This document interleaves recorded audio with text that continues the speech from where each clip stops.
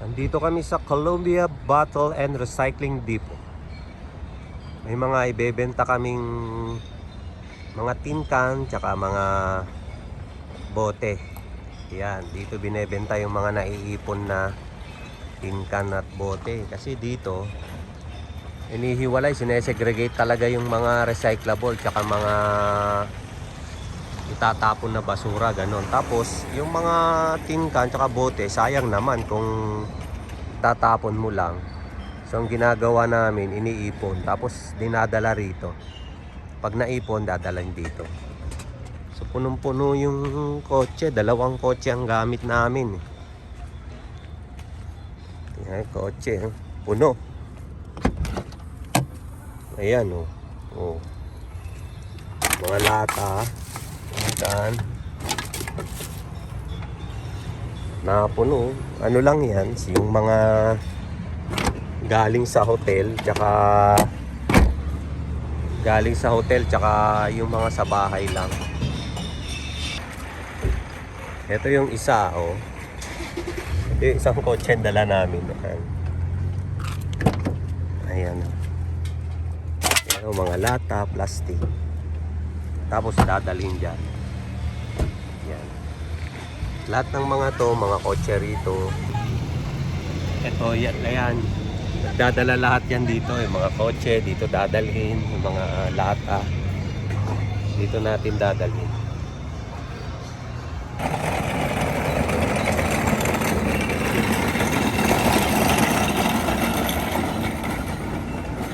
Tapos dadalhin doon sa loob.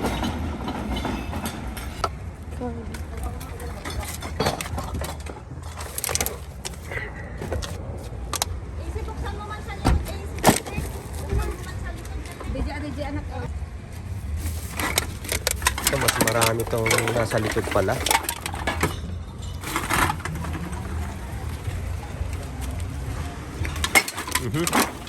Kala ko nabasag na rin.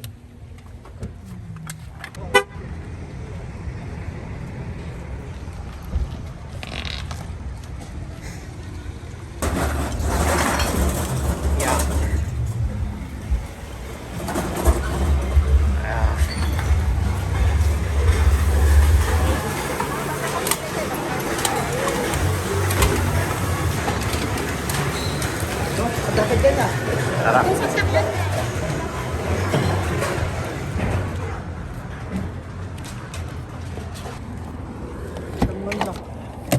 Pagkatente, dumabuhatin natin yung iba. Madami pa ito. Oo, para kunting plastic lang.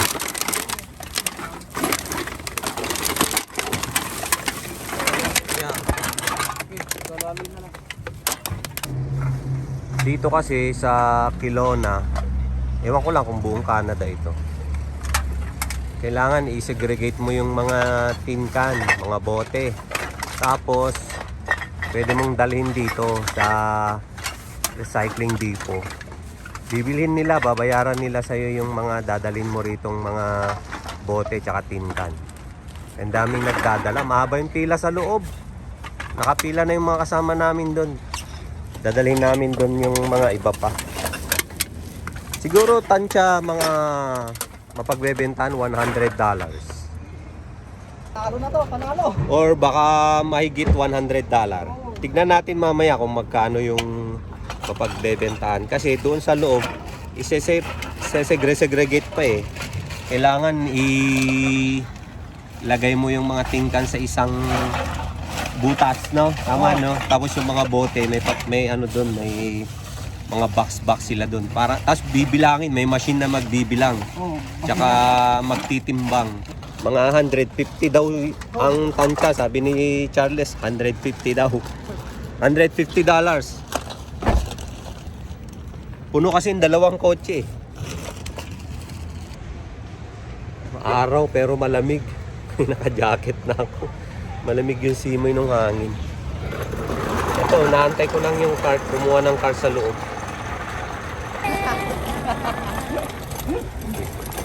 Yan na yung cart. Oh, nagbibilang na.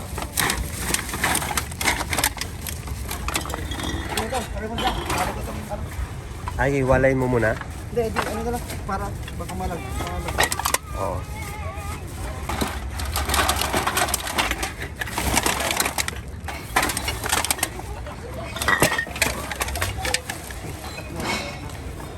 Ano, hindi mo. Dami babenta oh. Sige. Sige, tulak mo. I-drive mo ha.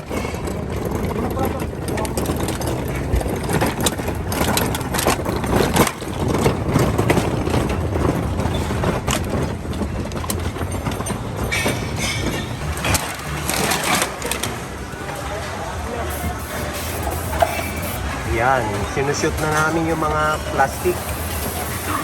High-tech magbenta ng ano rito. High-tech magbenta ng plastic tsaka tin can. May presyo na yan, oh. Oh, 6.20. Ito nga pang nagpapasok pa doon ng ano, ng bote tsaka tin can. May presyo na rito sa kanan, ayan. Oh. Isang plastic pa lang yung naipasok, ang dami pa, oh. Ayan, ang dami, oh. Oh. Yung kabila, yan din naman, kilabet naman yan. Galing eh, no? Ayan. Parang ATM. Alam mo, parang ATM, oh. Nagde-deposit ka ng... Nagde-deposit ka ng plastic. Ito yung mga presyo. Ah, hindi. Yung ilang pieces na yung pumasok sa loob. 11 na beer. 44 na pop. Ito yung mga tin can. Tapos 6 na heavy bottle. Tapos 26 na others. Siguro mga ano yan. Iba-ibang ano na yan. Ayan, ganun dito. High-tech, galing. Sarap nga namang magbenta ng ano. Tapos may ini-scan niya. May ilaw-ilaw na red. Ayan. Oops, niluwa niya yung isa. Ano yun? Ayaw niya. Ayaw niya. Niluluwa niya yung iba. Ito yung mga niluwa niya, oh. Hindi niya tinatanggap. Hindi pala lahat tinatanggap. May mga iluluwa rin pala siya. Hanggang dun, oh, sa loob. Tayo nung pupuntahan. Tapos, pagdating doon sa dulo, oh, nasa-segregate na siya, oh. Pag plastic, may kumukuha. Pag tin can, may kumukuha rin. Galing. Oh, may bumabalik. Ayaw niya. Ayaw niya ulit.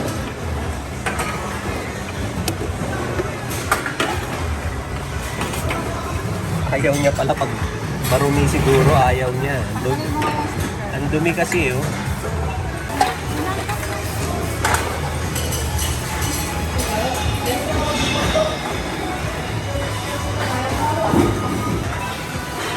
Okay, no, si Chats, oh, enjoy na enjoy, oh. Oh. Ito yung kanila, ang dami rin, oh. Ito malamang mahal.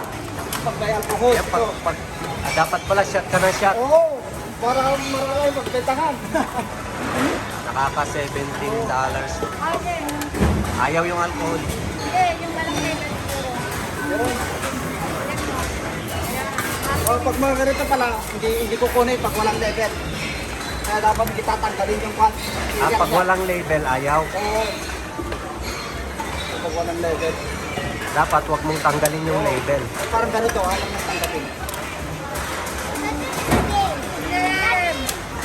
Lalabas pag di niya ina-accept yung bote, may warning siya. Nakaka $18 na si Charles. Ayan, oh. Ang dami pa, oh. Mukhang aabot nga, Charles, ng ano, sabi mo, 150.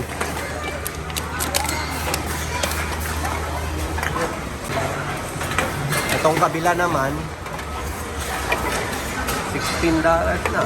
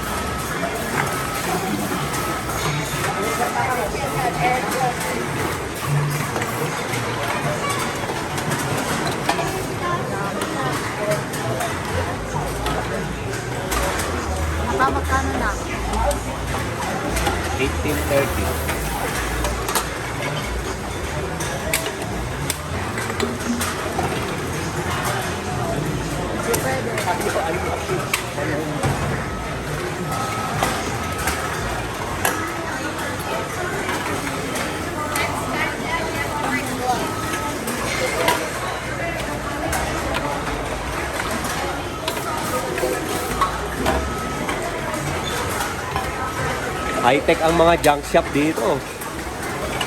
Pa, isa.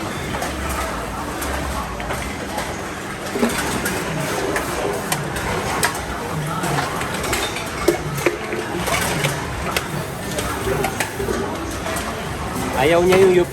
Hindi niya tinatanggap.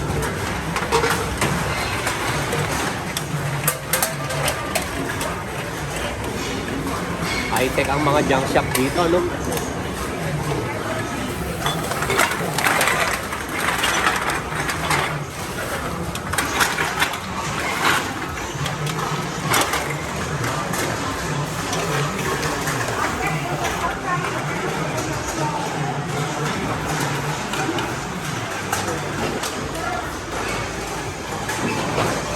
Yung paramihan pala rito, hindi pa bigatan.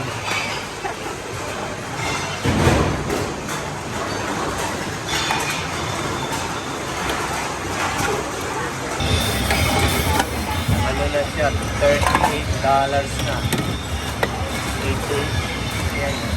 88 na bote ng beer. 165 na pop. At yung mga heavy. 23 na agad. Yung patapos na, nakaka $60, nakaka $61 na dito sa kabila. Dito sa kabila, 49.50. Dalawang machine ginamit namin yun. So yung mga hindi niya, ano, yung mga hindi niya inaccept, ilagay natin sa ano, ilagay natin sa plastic. Yung mga walang barcode, hindi niya na-accept eh. Lagay natin sa plastic. Tapos itatapon na siguro itong garbage o kaya ilalagay doon, no? Doon banda. Sila na balang mag-dispose. Pag hindi niya ina-accept na yan, not recognize. 49.60 tapos 63.70. Yung mga nasa 112, 113. Hindi pala dyan dadalhin. Dito pala sa machine dito. Dyan tayo. I-scan natin to dyan.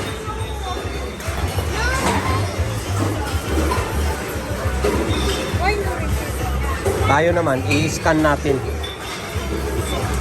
Yun. Tapos, lalabas na yung pera doon. Ganun lang.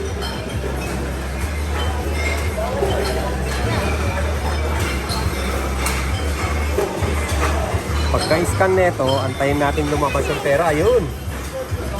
Oh. Tapos may coins pa. May coins pa doon. Ayun, kunin natin yung coins.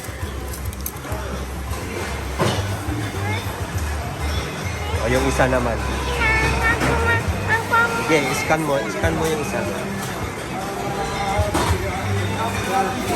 Yung isa, 63.70. Lalabas dyan yung pera.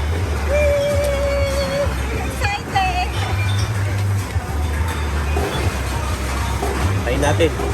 Ayun, oh. Oh. Pag may coins pa rin. Parang ATM. Ayun, oh. Kunin mo. Kunin mo. Tapos click mo. Kung gusto mo na resibo. Kasi baka tataksan pa to.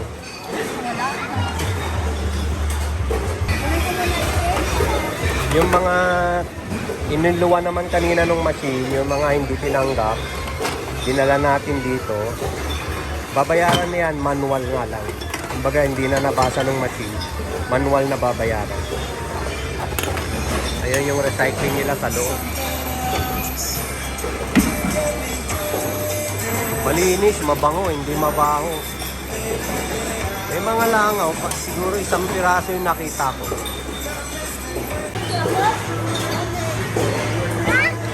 Sige, paskan mo. Baba mo lang siya. Yan. May 540 pandagdag. Ito yung mga hindi in-accept ng machine. Manual. Tapos, yun. May 5. Tapos may 40 pa na coins. Yan. Ayun, tapos ano na tayo, tapos na. Uwi na tayo, alis, alabas na pala.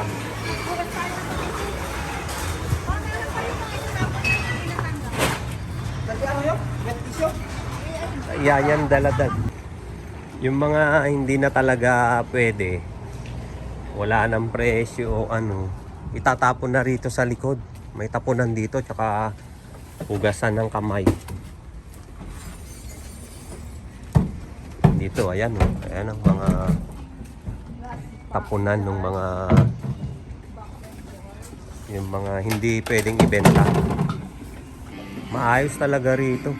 So kung may basura ka sa bahay, tulad yan, styro, dito mo itatapon. Tapos dito naman yung mga colored styrofoam. Dito naman yung mga plastic. Ito yung mga hindi na pwedeng ibenta, hindi na nila babayaran. Dito naman yung mga packaging, ganyan, dito sa bin na yan. Tapos ito naman yung plastic, metal container, containers only. Yan, tapunan. Yan naman yung mga paper, cardboard. Yan yung mga papel, mga karton. Yan. Yan, hindi na yan bibilhin. Ito naman yung boxboard, cardboard. Tapos ito yung mga glass bottles, jars. Diyan ang tapunan yan. Yan ang sa loob. Dito maayos yung pagtapon ng basura. Yan yung mga bote. Ito yung mga hindi tinatanggap doon. O kaya ayaw mong ibenta, ganun. Pwede rin. Diretso mo na rito itapon kung ayaw mong ibenta. Nagdadatingan pa yung iba, oh. Ito yung pinili na ito. Tuloy-tuloy ang dating nung mga ano. Siguro dahil weekend, ito yung datingan nila nung mga magbebenta. Maraming ganito rito sa Kelowna. Kumbaga isa lang ito. Marami to. Siguro sa buong Canada madami rin. Ayun o, si ate. O, ayun o.